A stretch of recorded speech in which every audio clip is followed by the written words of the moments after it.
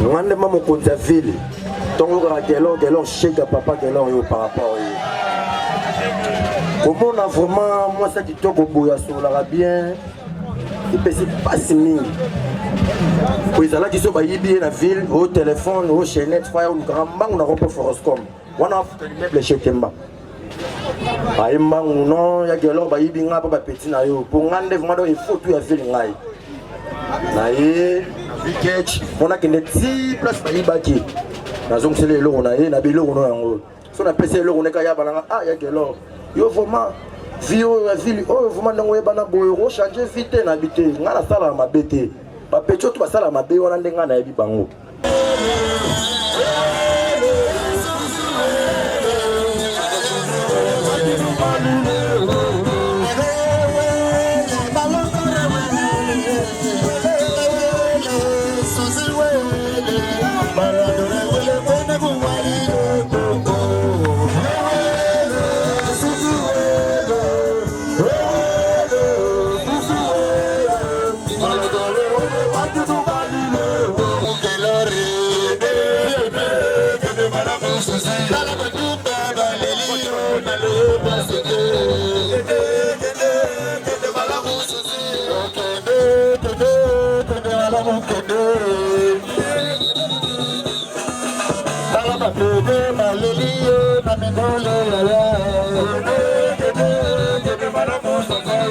Mon entier, botelelanga, Congo température, ya maman Rosette et la fleur, Nadambu.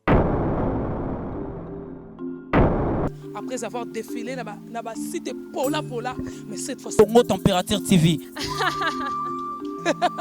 Désormais, suivez-nous sur cette chaîne. Congo Température TV. Congo Température. La patronne, Rosette, la fleur d'amour, chaîne à solo. Émission religieuse. Théâtre, musique, environnement. Émission sportive. Émission politique, donc, nulle part ailleurs. www.congotempérature.com. Nous avons information à temps réel. Congo Température. Et y a mon pépé Asika. Yaya Tobina, Congo Température. Et y a mon pépé Asika. Badonda te poani. Bana poto bana mokili mobimba. Vacancière. Awa tozali bongo na place Rosette 1 Rosette 2. Bino mozali komona nyonso osaka nango na mikili okokutana nango awa. Donc place Rosette 1 place Rosette 2 ezali bongo synonyme ya Paris to pe Bruxelles to États-Unis. Awa oyaka na bilamba to valise na yo nyonso okokutana nango awa. Groupe électrogène industriel lokola na entreprise ya minene bana poto tuka awa kozala desite contactez biso na numéro oyo pona ba réservation na bino nyonso. Ah, tozali bongo na place Rosette 1, Rosette 2. Bino mozali komona. Si bien fidèles internautes qui nous suivent partout dans le monde sur www.congotempérature.com, un site le plus suivi de la planète. Je veux dire que c'est bien moi votre humble serviteur René Abiri, toujours dans la Souzy Ballon d'Or. Obiso tout oyebié, donc une belle fille, jolie dame. Waye banaki partout dans le monde. Toyoka ye, baibele, bayebié, bazo kazo romone na ba photo. Donc, baboaka et Petro et pas ba musicien. Azala qui vraiment proche, il y a ba musicien proche, il y a Moutoutou. Donc, même nga René Abiri veut dire que tous qui vraiment kazo au solo la tenir comme on en a vie. Mais quand même, tant que sango comme les bisofi que Aïda pe bandegonanga presque nous sommes de la même famille. Yangwana na lobité donc na rofanda qui mette il faut na comme avec impact na idéologie. Nengeni ni matang ezali ko le kabomoniete donc toleli ndeko na biso avec honneur et avec fierté en collaboration Congo Température avec la grande famille de Souzy ou Abengami Suzanne. Donc un très grand merci à Paola Schengen qui est à Londres, Gauthier B, les boss des boss, AG Fafa Longa, maman Sylvie Mbe, mais je sais que ça Sangoya Passi, donc Lydia Kapajika, je suis là avec mon frère Celola, donc l'artiste Papa Boni. Bien, de Bonangaï. Boni santé. Santé de mon ayom to, j'ai jangoya, mon yango bien to mabe. T'es na mon yango bien Celola, donc tu es matanga, na ebité sokolo banini par rapport à la relation bozala qui na yango na de Guanabiso Souzy. Ah ouais, de Guanabiso Souzy, donc en tout cas Souzy Ballon d'Or, il est vraiment dans la famille. Ba wenge ba mutu donc Souzy pena zalaki mutu ayebo sola na bayaya ayebo sola na banzele ayebo sola na ba PD donc avant daki na batu bien et puis na kansaraye na rap moto zala après rap fallait basa la clip ya Trésor Candol au Fabrice basa na déplique oui que jour en haut ska et melama Cisco de mosquée na sir na na masanangai bazana baza vraiment mieux placé Robeta sur le degré to langwa en tout cas na ebiti voilà en tout cas que son âme repose en paix. Merci beaucoup. Donc c'est là donc Wanezali c'est là.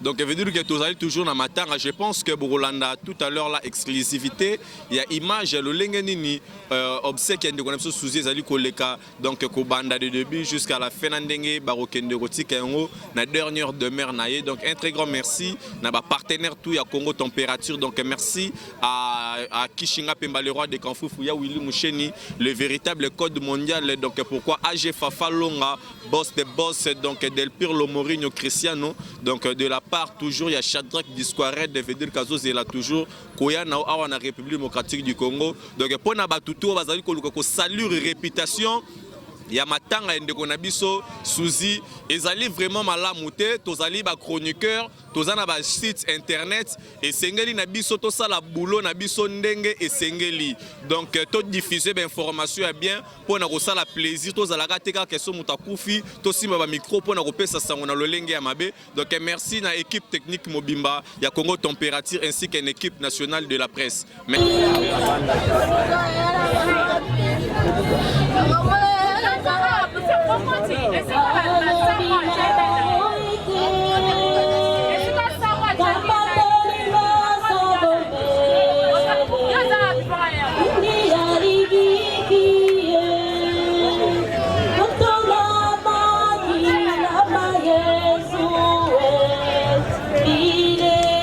Tolingi kosala beaucoup observation na 1 Corinthiens chapitre 11 la commis. Si quelqu'un manque de respect quand il monte l'examen, avant de manger le pain et boire le calice, car s'il ne reconnaît pas le corps, Okula. Ngana kopekisa moto te kokula. Kasi yo moko kopeleme okula.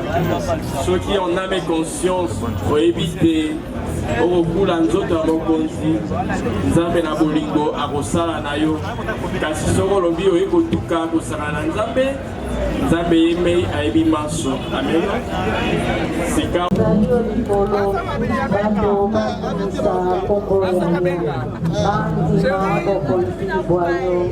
Yo basala yango lokola bakosalaka olikolo pesa biso lelo bimedya mokolo na mokolo limbisa mabema biso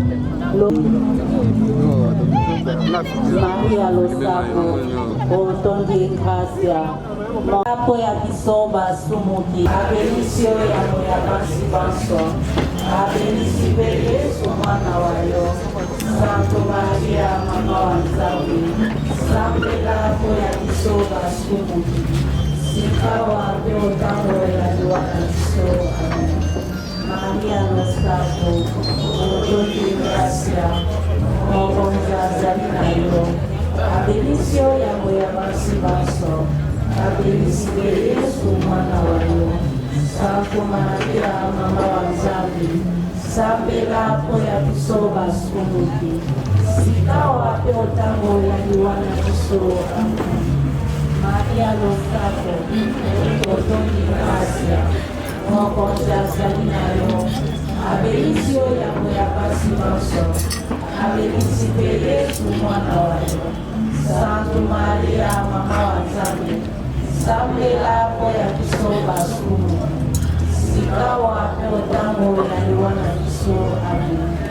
Maria Losako otondi gracia mokonzi azali na yo abelisio yango ya basi baso abelisi pe Yesu mwana wayo Santo Maria mama wa Nzambe sambela po ya biso basumuki sikawa pe otango ya liwa na biso amen. Maria Losako otondi gracia mokonzi azali na yo abelisio yango ya basi baso abelisi pe Yesu mwana wayo Santo Maria mama wa Nzambe sambela po ya biso basumuki sikawa pe otango ya liwa na biso Maria Losako otondi gracia mokonzi azali na yo abençoe a moya basi abençoe Yesu mwana wa Mungu. Santo Maria, mama wa Mungu, Saonya Bwana Kristo.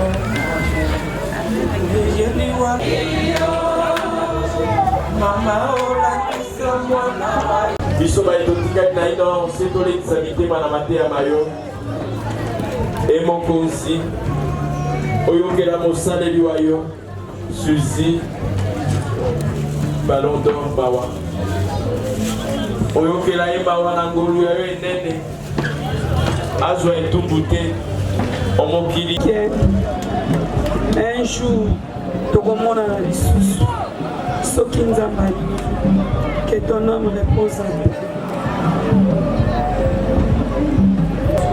Soki na yo pesa témoignage pour na sœur nanga Suzy Ballon d'Or.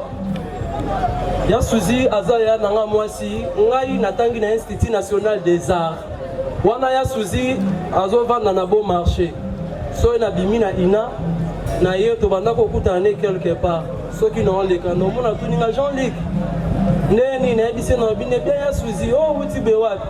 Ese na bine te o mona te na lati uniforme na uti classe. Ese na bina ngapani yo so uti classe o so ngaka salité. Mabite ya Suzy. So na zonga salité ça c'est parce que tellement na pesa ba répétition il y avait élèves mususu ko banda na première, deuxième, troisième. Au mona singa lo binanga c'est bon. O pasa na ngo ya mukia c'est nini ya pesi ngai. Ayebi singa binanga kende pesa mama Lydie mbote. Un certain jour, le 8 janvier, on a souhaité à Suzy joyeux anniversaire. On dit à Suzy, on est capable. On a souhaité à Suzy joyeux anniversaire. Le 23, on a Facebook, il y a Suzy à Koufi. Il y a Suzy, on est ici famille. Maman l'a Lydie, elle a les livres. Maman l'a dit dans les livres.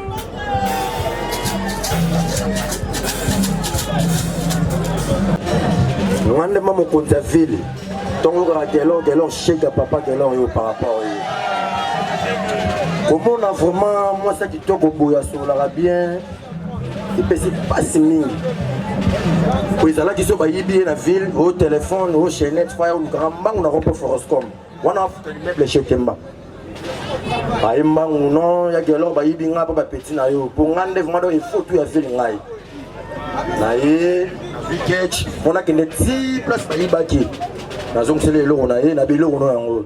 Si on a passé l'eau, on est capable de ah, il y a que l'or. Yo vraiment, vieux, ville, oh, vraiment, on est bana boyo, changer vite, n'habiter. On a la salle à ma bête. Pas pécho, tu vas salle à ma bête, on a des gars à Bibango. Non, quand on a un dac, on a lié, à tirer un peu mal, on a lavé, on a sac de bébé, comme d'habitude, petit. Les papiers, les bazar, les bébés, il y a la ville, il y a Kalou, Kabaloué, Kabawa, il y a la ville. Mais il y a dans mon bandal comme d'habitude. On se laisse son. Donc ah. Donc dans mon qui est tombé à Gelor ville, m'a tourné au bon marché, Barumbu commune à Kinshasa. Et bien là, outa baya. Mais dans mon ville, au bandal les ville. À la petit moment on t'a battre la moli monaye. Tant que tu bota, soit disant et belo baebi. Au bandol ya liboso lopangu naye, ba parquer bakar. So baye ya gelo monde a te calme petit na ngai gelo bazana baye bebele mais nzamba batela ye esika kei ezanzela biso nyonso tu o ba otanga komba susi na ndenga mabe o ba mabe pona ye o soki ndenga nisonde nini ngala vaina petio des années et gros appétation et gros appé peut-être estomac et gros appé AVC makameze belé en tout cas nzamba batela mais oto kanga na ville ya mabe pona susi maketo kei meto. Alors Tokobenga Hermine Yakonga aya kopesa biso bibliographie ya Mowei.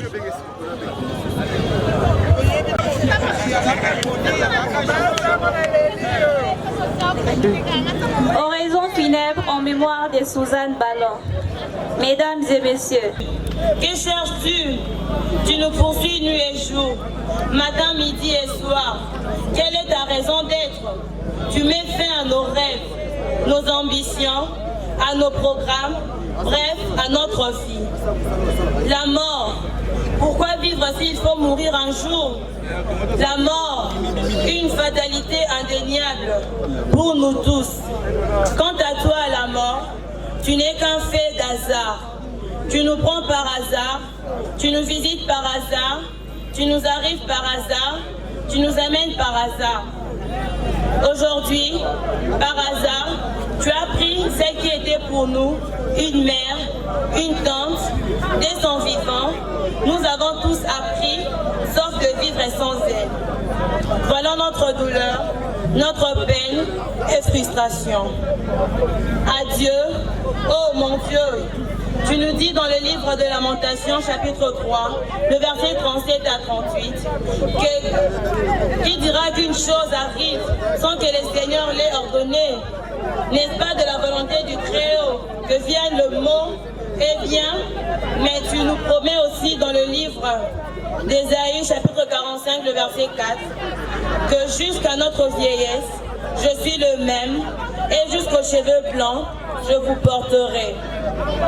Dans les livres de Proverbes, le chapitre 22, 29e verset, lors de mots de jeûne, c'est la force et la gloire de Véa, ce sont les cheveux. Nous confirme en insistant que tu enterreras au sépulcre en bonne vieillesse, comme on enlève le temps de gerbe à sa saison. Toutefois, nous sommes assurés que c'est que notre mère, tante, sœur n'a pas bénéficié sur cette terre, ta souveraineté lui rendra dans l'au-delà. À la famille et amis, que cette circonstance malheureuse soit capitalisée par un nouveau départ, des relations personnelles qui doivent être solidifiées, renforcées par un lien d'amour parfait et sincère qui doit nous unir plus fort que ce qui tend nous désunir. À l'illustre disparu. La mort étant ici-bas la raison finale de tout. Nous ne pouvons que rendre gloire à l'Éternel qui en détient tous les secrets, car c'est lui qui donne et c'est lui qui la retire. Lorsqu'on connaît l'origine de sa vie, on ne doit pas craindre la mort du fait qu'elle constitue pour tout être vivant les passages d'une vie à l'autre, ou encore le retour dans le royaume du Père éternel. En résumé, il n'y a pas de vie sans mort, car la vie est la porte d'entrée sur la terre, tandis que la mort, c'est celle de sortie. Mesdames et messieurs, cette dame étendue dans sa bière, dans un sommeil définitif que l'Éternel a rappelé auprès de lui, le 23 janvier 2018 vers 15h, suite d'une courte maladie. Qui était-elle? En effet, elle s'appelait Suzanne Ballon, Suzy pour les intimes, née à Kinshasa le 8 janvier 1990, d'une famille de 6 enfants dont elle était 5e, de père Ballon Paul et de mère Bonioma Boyal et Honoré, tous décédés. Elle nous quitte à l'âge de 28 ans. Elle est originaire de la province de l'Équateur, territoire de Bassan-Koussou, village Waka Bokeka. La grande Suzanne, que ses amis, ses frères et sœurs l'appelaient Suzy Ballon d'Or, a laissé un petit garçon de 7 ans au nom de Bradley. Quant à sa foi religieuse, elle était de l'église catholique. En ce qui concerne ses études, elle a fait ses études maternelles et primaires à l'EP Mouinda à Yolo Ezo, avant d'aller poursuivre à l'école belge à Bandaka et de revenir à Kinshasa à l'école Massamba et Monseigneur Moké. Enfin, nous ne pouvons terminer ces mots sans pour autant parler de sa qualité de bonne sœur. Bref, elle était très attachée à ses camarades. Elle était surtout humble, généreuse, pleine d'humanité. Que la terre de nos ancêtres lui soit douce. Adieu la grande, adieu Suzy Ballon d'Or. Merci. Pour le dépôt de gerbe na bango, en tout cas, Tobengi Noko.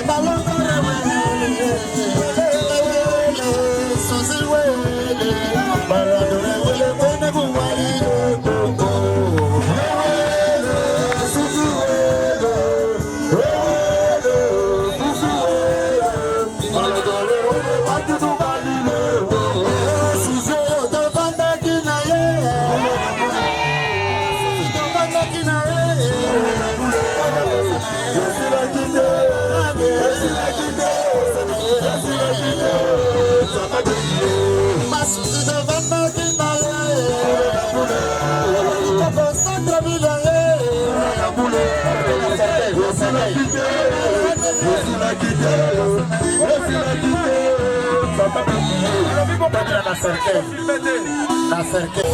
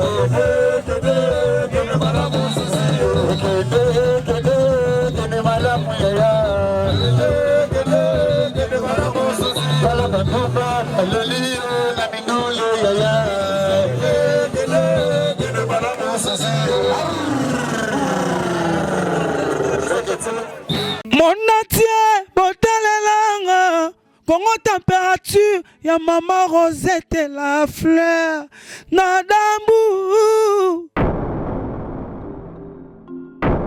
Après avoir défilé dans la cité Pola, mais cette fois-ci. Congo Température TV. Désormais, suivez-nous sur cette chaîne. Congo Température TV. Congo Température. La patronne Rosette la fleur d'amour, chaîne à solo. Émission religieuse. Théâtre, musique, environnement. Émission sportive. Émission politique, donc nulle part ailleurs. www.congotempérature.com. Pour nous avons information à temps réel. Biso nyonso tobina Congo Température. Eye na mopepe asika. Yaya tobina Congo Température. Eye na mopepe asika.